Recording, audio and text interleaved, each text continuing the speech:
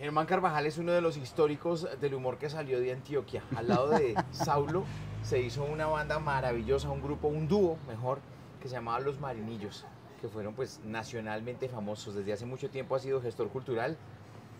Y pues sí, usted es uno de los históricos. No, Germán, pero bienvenido, Andrés, hermano. muchas gracias. Pero tiene razón cuando usted dice banda, es que con esos apodos que teníamos, Minisigüi Gelatina, pues también, haga cuenta, ¿no? ¿Cómo se encontró usted con el humor, Germán? Uy, con el humor, bueno, al humor yo entré hace muchísimos años, estando muy niño, por la caricatura.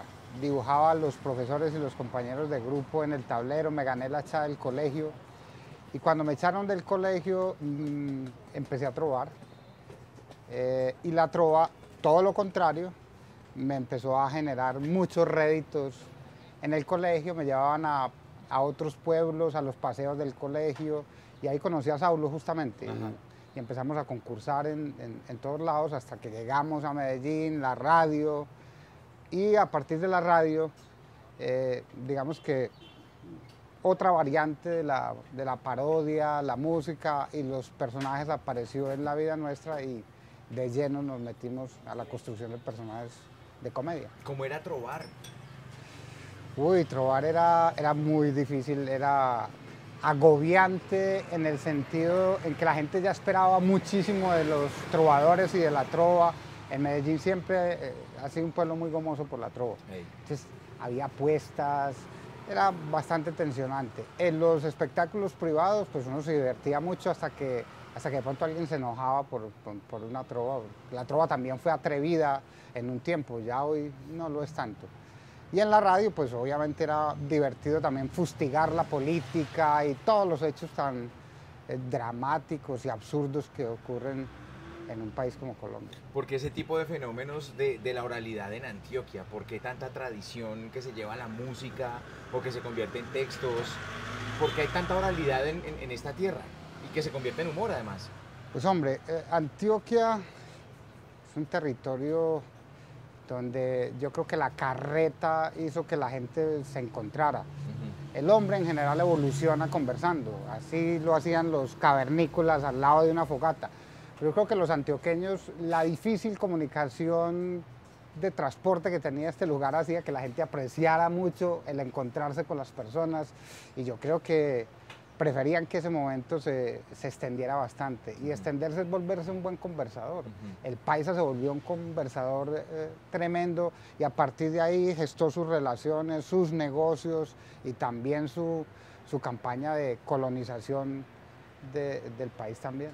Usted tuvo una época en la que viajaba por todo el país. Sí, sí, sí.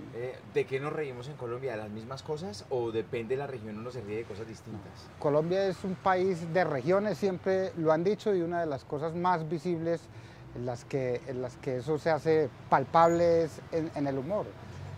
Los antioqueños somos un poquito montañeros, pero somos carretudos. Sí. Tratamos de hacer humor con mucho texto.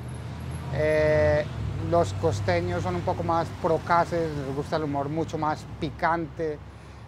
Los pastusos, aunque son muy recatados, tienen un tremendo sentido del humor. Los bogotanos son muy refinados. A mí me encanta el estilo de humor que manejan los bogotanos.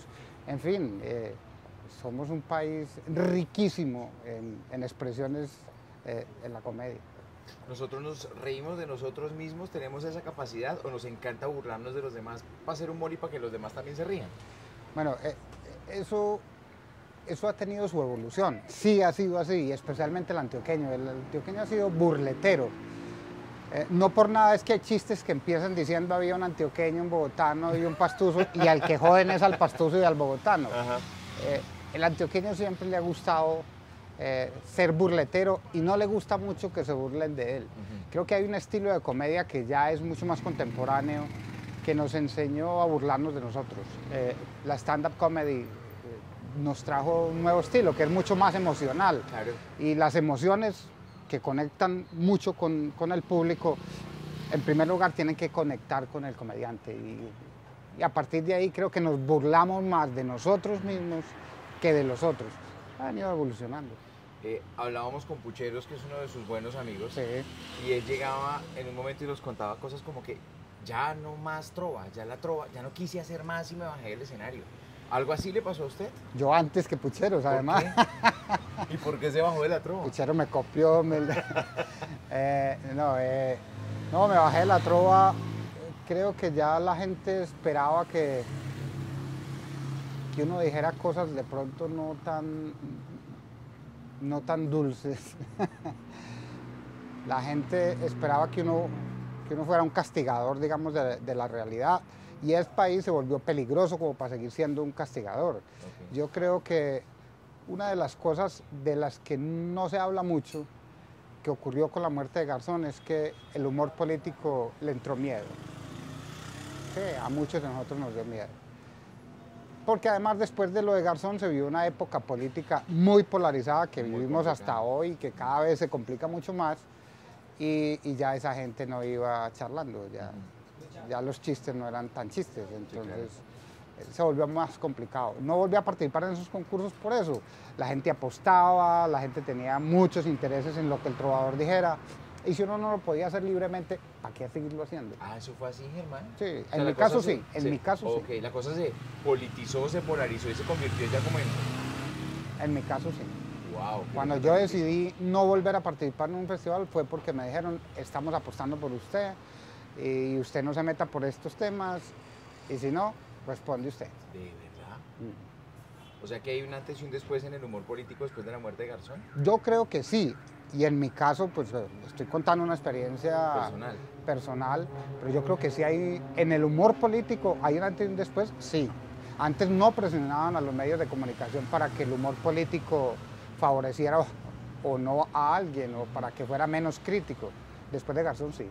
Esta nueva generación, o los que no alcanzaron a conocer a Jaime Garzón, pues han crecido con un humor político tipo Luciérnaga, tipo Cocuyo en su momento. Sí, que el humor político de la Luciérnaga ya es más escaso.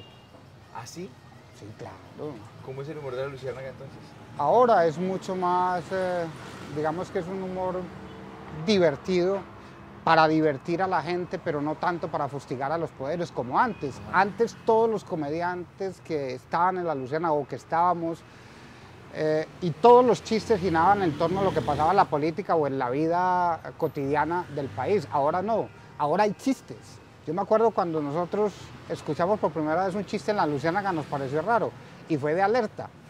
O sea, era rarísimo que alguien llegara a contar en la Luciérnaga un chiste que no tenía nada que ver con ninguna cosa de la actualidad. Ajá. Antes de eso todos teníamos que hablar de lo que estaba sucediendo en el país político. Después no. ¿Cómo era un consejo de redacción o cómo se llegaban a esos chistes políticos todos los días en la Luciérnaga en aquella época? Pues la verdad es que yo no tengo mucha noción de cómo eran esos consejos de redacción.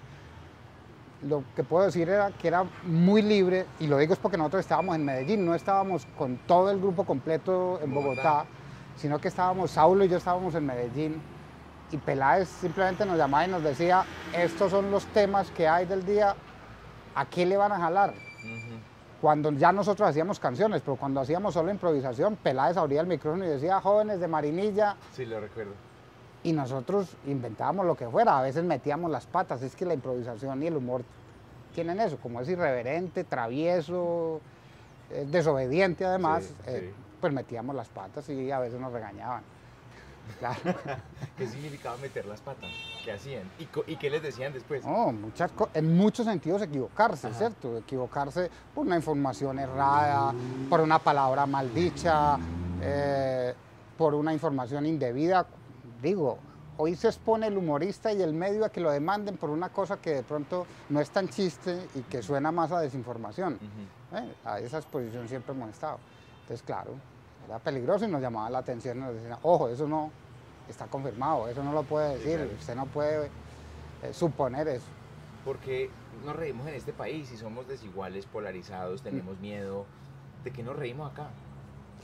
De todo, es que es demasiado chistoso, no es sino coger un periódico, y estoy completamente seguro que en otro país, si la gente ve ese periódico, cree que es un periódico satírico.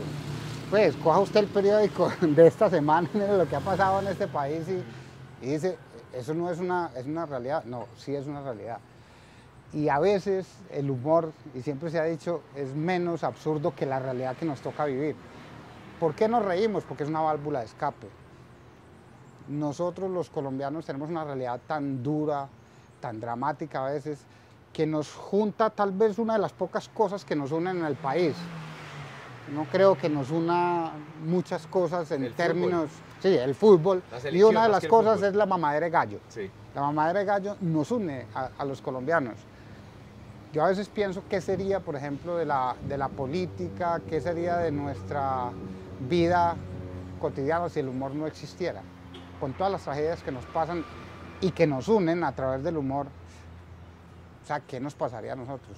Tienen que agradecer mucho los políticos y hoy en día los gobiernos que exista el humor, que existan los memes y que los estallidos no se conviertan en violencia, sino en estallidos de risa. Por algún lado tiene que salir la rabia de la gente y afortunadamente en este país sale por el humor. Hermano, muchas gracias por estar Hombre, en República de Andrés, Comedia. claro Muy que chévere. sí. Muy amable. Para poder complacer una niña que me asedia, aquí voy a mencionar República de Comedia. Lo máximo. Y cortamos.